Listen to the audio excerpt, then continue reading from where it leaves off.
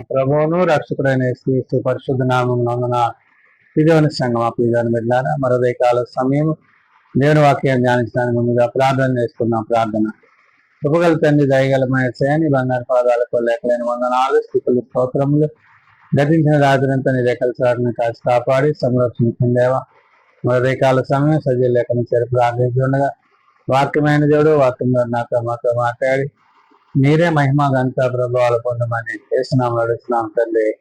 ఆమె ప్రియదేవుని సంగమా ప్రియదేవుని బిడ్డలారా అనేక ఏర్పాటు చేయబడిన వాక భాగము 10th కోర్సు ఆదివారం కొరకు ఏర్పాటు చేయబడిన సువార్త వార్త భాగము యోహాను సువార్త 14వ అధ్యాయము 23 నుంచి 31 వచనం ధ్యానం చేసుకున్నాము. 10th కోర్సు ఆదివారం కొరకు ఏర్పాటు చేయబడిన సువార్త వార్త భాగము యోహాను సువార్త 14వ అధ్యాయము 23 నుంచి 31 వచనములు ఈ విధంగా రాయబడి ఉన్నవి. యేసు ఒకడు నన్ను ప్రేమించిన ఎడల వాడు నా మాటలు గైకొనును, అప్పుడు నా తండ్రి వానిని ప్రేమించును, మేము వాని యొద్దకు వచ్చి వాని యొద్ద నివాసము చేతుము. ప్రియదేవుని సంగమా ప్రియదేవుని బిడ్డలారా, యేసుక్రీస్తు ప్రభు వారు చెప్తున్న మాటలు అవును. నన్ను ప్రేమించిన ఎడల నేను వాని యొద్ద నివాసము చేతను అంటున్నారు. అంటే ఎవరైతే ప్రభువుని ప్రేమిస్తారో, ఎవరైతే ప్రభు యొక్క ప్రేమలో కొనసాగుతారో వారి యందు ప్రభువు నిలిచి ఉండుననే విషయాన్ని అక్కడ ప్రభువు గుర్తు చేస్తున్నాడు. కాబట్టి ఇక్కడ యోహాను భక్తుడు చెప్తున్న మాట, యేసు ఒకడు నన్ను ప్రేమించిన వాడు నా మాటలు గైకొనును అన్నాడు. అంటే తండ్రి తాను ఎలాగైతే ఏకమై ఉన్నారో ఆ విధంగా ప్రభువుని ప్రేమించేవాడు ఆ ప్రేమ కలిగిన మాటలు గైకొనేవాడిగా ఆ మాటలను అనుసరించి జీవించేవాడై ఉంటాడనే విషయాన్ని చెప్తూ అప్పుడు నా తండ్రి వాణిని ప్రేమించున్నాడు. అంటే యేసుక్రీస్తు ప్రభువాన్ని ప్రేమించడం ద్వారా ప్రభు ప్రేమను మనం కలిగి ఉంటాము. ఆ ప్రభు ప్రేమతో పాటు తండ్రి యొక్క మాటలు అనగా తండ్రి కూడా మనలను ప్రేమించును అనే విషయాన్ని చెప్తున్నారు.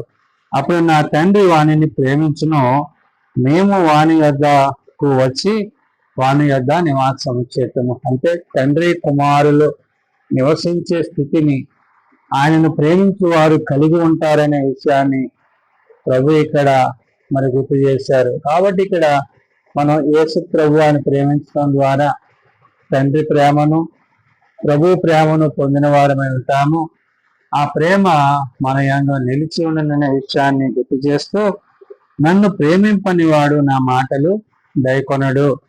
మీరు వినుచున్న మాట నా మాట కాదు, నన్ను పంపిన తండ్రిదే అంటారు. నన్ను ప్రేమింపని వాడు నా మాట గైకొనడు అంటున్నాడు. అంటే ఎవరైతే ప్రభువును ప్రేమించరో వారు ప్రభు మాట గైకొనరు.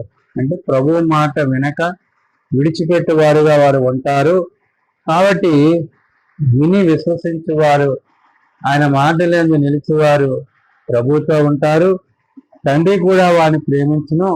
ఇక్కడ ఆయన అంటున్నాడు, నేను అంటే నన్ను ప్రేమింపని వాడు నా మాట గైకొనడు అని చెప్తూ మీరు వినుచున్న మాట నా మాట కాదు, నన్ను పంపిన తండ్రిదే అన్నారు. ఈ మాట నాది కాదు. ఎవరు చెప్తున్నారు? ఇది తండ్రి కుమారుని ద్వారా చెప్పిస్తున్నారు. అంటే కుమారుడైన ప్రభు అంటున్నారు, ఒకవేళ నన్ను ప్రేమించకపోతే వాడు నా మాట గైకొనడు, తద్వారా తండ్రి ప్రేమ కూడా అతనికి దూరమవుననే విషయాన్ని చెప్తూ నేను నీ యొద్ద ఉండగానే ఈ మాటలు మీతో చెప్పితిని అంటున్నారు. ప్రభు ఇక్కడ శిష్యులతో చెప్తున్నారు ఏమని, ఈ విషయాలన్నీ నేను మీకు ఎందుకు చెప్తున్నానంటే నేను నీ యొద్ద ఉండగా, అనగా ప్రభు తిరిగి తండ్రి యొద్దకు చేర్చబడవలసి ఉంది. కాబట్టి ఆయన వచ్చిన కార్యాన్ని సంపూర్తి చేసి తిరిగి ఆయన పరమునకు చేర్చబడుతున్న సందర్భంలో ఈ మాటలను ముందుగానే శిష్యులకు ప్రభు చెప్తున్నారు. అందుకనే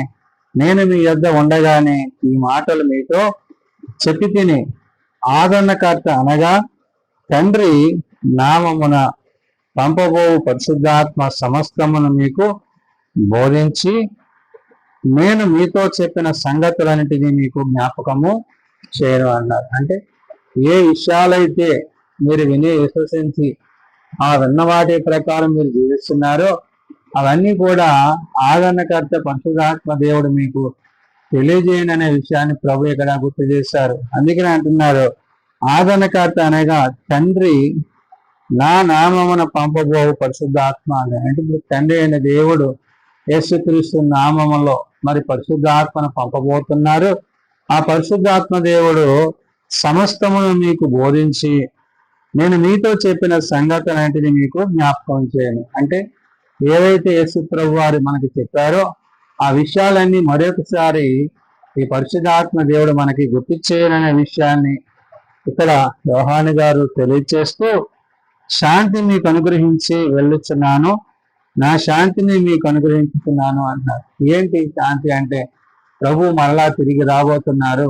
ఆయన వచ్చినప్పుడు ఆయన తండ్రి యొద్ద ఏ స్థానాన్ని అయితే కలిగి ఉన్నారో ఆ స్థానాన్ని పొందాలంటే మనం ప్రభువునందు విశ్వాసం ఉంచి వాక్యమందు నిలిచి ప్రభుతో పరిశుద్ధాత్మతో మనం జీవించినప్పుడు ఆయన తన రాజ్యమందు మనల్ని చేర్చుని కాబట్టి మనలను గురించి ఇక్కడ అంటారు, శాంతి మీకు అనుగ్రహించి వెళ్ళుచున్నాను, నా శాంతిని నేను మీకు అనుగ్రహించుతున్నాను. కాబట్టి యేసుక్రీస్తు ద్వారా సమాధానము, శాంతి, కనికర కృపలు, తండ్రి యొక్క ప్రేమ ఇవన్నీ మనం కలిగి ఉంటామనే విషయాన్ని పరిశుద్ధాత్మ దేవుడు యోహాను ద్వారా చెప్తూ, లోకం ఇచ్చినట్లుగా నేను మీకు అనుగ్రహించలేదు, మీ హృదయములను కలవరపడనీయకుడి, వెరవనీయకుడి అన్నాడు. అంటే లోకం ఇచ్చేది కాదు, ఎంత పర సంబంధమైనదిగా, పరలోక సంబంధమైనదా, దేవుని యొద్ద నుండి, తండ్రి యొద్ద నుండి అవన్నీ మీరు పొందుకుంటారనే విషయాన్ని ఇక్కడ ప్రభువు గుర్తు చేస్తున్నాడు. ఇవన్నీ కూడా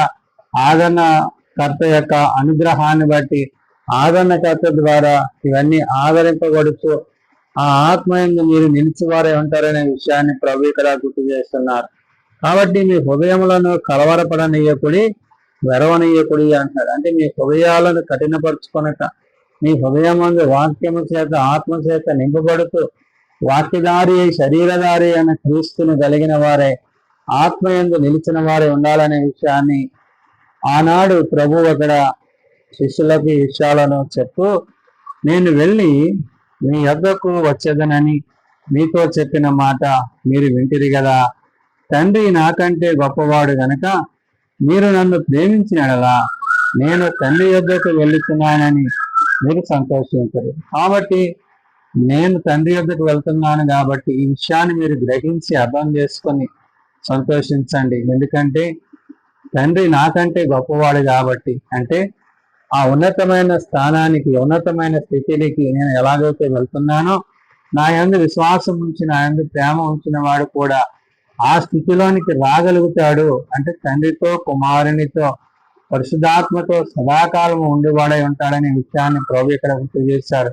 కాబట్టి నేను వెళ్ళి మీ యొద్దకు వచ్చేదనని మీతో చెప్పిన మాటలు మీరు వింటిరి కదా, తండ్రి నాకంటే గొప్పవాడు గనక మీరు నన్ను ప్రేమించినలా నేను తండ్రి యొద్దకు వెళ్ళొచ్చున్నానని మీరు సంతోషించరు. కాబట్టి ఇప్పుడు ప్రభు చెప్తున్న మాటలు వినిన శిష్యులు మరి సంతోషించేవారిగా, ఆనందించేవారిగా, వారు దేవుని యొక్క ప్రేమలో జీవించేవారై ఉండాలని పరిశుద్ధాత్మ దేవుడు గుర్తు చేస్తున్నాడు. ఎందుకంటే తండ్రి, కుమార, పరిశుద్ధాత్మలు వారు ఆత్మ ద్వారా మన మధ్య నివసిస్తున్న విషయాన్ని ఇక్కడ యోహాను గుర్తు చేశాడు. కాబట్టి ఈ సంగతి సంభవించినప్పుడు మీరు నమ్మవలెనని, అది సంభవింపక ముందే మీతో చెప్పుతున్నాను అన్నారు. అంటే జరగబోయే వాటిని ముందుగానే ప్రభువు వారికి గుర్తు చేశారు. కాబట్టి మీరు వాటిని విని విశ్వసించి ఆ ప్రకారము మీరు వాటిని అంగీకరించినప్పుడు, వాటి యందు విశ్వసించినప్పుడు, వాటిని గ్రహించినప్పుడు మీరు ఆత్మపూర్ణులై పరసంబంధమైన ఉద్దేశాలతో నింపబడతారు. కాబట్టి వాటిని ముందుగానే మీకు నేను తెలియజేస్తున్నానని ప్రభు అక్కడ గుర్తు చేశారు. ఇంకను మీతో విస్తరించి మాట్లాడను, ఈ లోకాధికారి వచ్చుతున్నాడు, నాతో వానికి సంబంధం ఏమీ లేదు అని. అంటే విస్తరించి మాట్లాడను అంటే ఏంటి? అపవాది నాశనపుత్రుడు వచ్చి మరి నాశనాన్ని కలుగుదేని కాబట్టి ముందుగానే ఈ విషయాలను మీరు గ్రహించి తండ్రిని గూర్చి, నన్ను గూర్చి, తండ్రి ప్రేమను గూర్చి, నా ప్రేమను గూర్చి మీరు గుర్తెరిగి పరిశుద్ధాత్మ ద్వారా నడిపింపబడుతూ ఆత్మయందు నిలిచిన వారే మీరు జీవించాలి అని ప్రభు ముందుగానే శిష్యులకు తెలియజేశారు. కాబట్టి ఇంకా నేను మీతో విస్తరించి మాట్లాడను.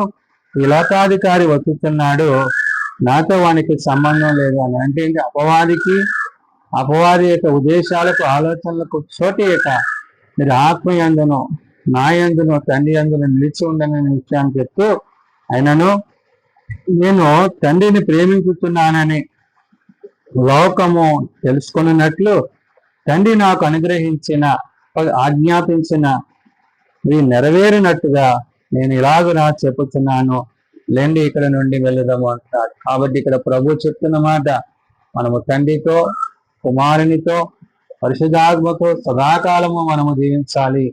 ఎందుకంటే ఆదరణకర్త యొక్క అనుగ్రహం చేత, ప్రభు యొక్క ప్రేమ చేత, తండ్రి యొక్క ఉద్దేశముల చేత మనము నిత్యము నింపబడుతూ నడిపింపబడుతూ ఉండాలని భక్తుడైన యోహాను గుర్తు చేస్తున్నాడు. కాబట్టి ఆయనను నేను తండ్రిని ప్రేమించుతున్నానని లోకము తెలుసుకున్నట్లు అన్నాడు. అంటే ప్రభు తండ్రిని ఏ విధంగా అయితే ప్రేమిస్తున్నారో ఆ విషయాలు మనం అందరము తెలుసుకున్నట్లు తండ్రి నాకు ఆజ్ఞాపించినది నెరవేరుట అన్నాడు. అంటే తండ్రి యొక్క చిత్తములో భాగంగా ఈ విషయాలను మీకు నేను తెలియజేస్తున్నానని ప్రభు అక్కడ వారికి గుర్తు చేస్తూ, నేను ఇలాగ చెప్పుతున్నాను, లెండి ఇక్కడ నుండి వెళ్ళదాము అంటాడు. అంటే అపవాది రాకమునిపే, అపవాదికి లోబడక మునిపే, అపవాది యొక్క ఉద్దేశాల నుండి, అపవాది యొక్క ఆలోచనల నుండి మనము దూరపరచబడి ఆత్మతో సత్యముతో తండ్రితో కుమారునితో పరిశుద్ధాత్మతో సదాకాలము జీవించే వారమై ఉండాలని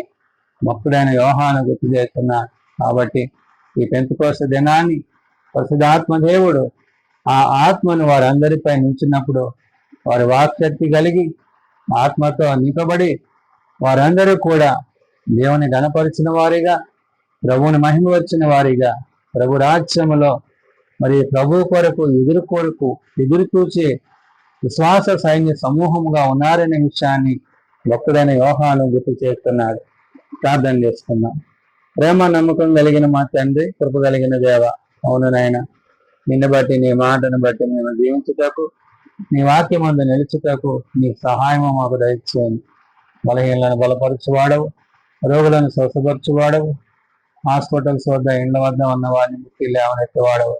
ఎవరైతే ప్రార్థన అవసరం కలిగి ఉన్నారో, ఎవరైతే నీ సన్నిధిలో విజ్ఞాపన చేస్తున్నారో అటు వారి నెలలను మీరు దర్శించి జీవించి మీ ప్రత్యేకత నింపండి.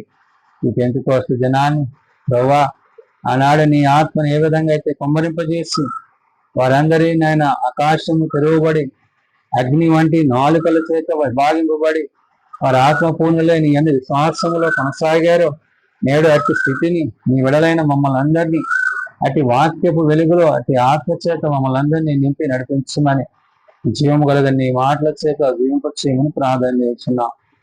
నాయన, చిన్నబిడ్డలు, యవనులు, పెద్దలు, వృద్ధులు ప్రతి వారిని వారి వారి తరగతుల చొప్పున ఆశీర్వదించి దీవించి నీ కృప చేత కాపాడమని, నీ సన్నిధి తోడ్పాటు, నీ సహాయము, నీ తోడు దీవెన మాకు అనుగ్రహించమని, నేడు సమాధి దీవెనలు మాకు అనుగ్రహించి మమ్మల్ని నీ కృపతో నింపమని, మీరు ఆఖరికి మమ్మల్ని సిద్ధపరచమని యేసునామం అడుగుతున్నాం తండ్రి.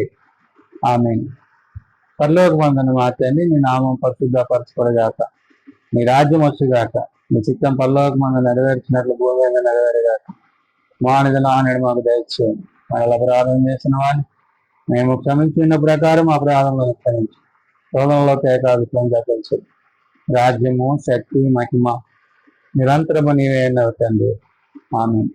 మన పరమ తండ్రి దేవుని ప్రేమ, ప్రభువైన యేసుక్రీస్తు కృప, ఆదరణకర్త అయిన పరిశుద్ధాత్మ సహాయము సదా తోడయండి సంరక్షించిన గాక.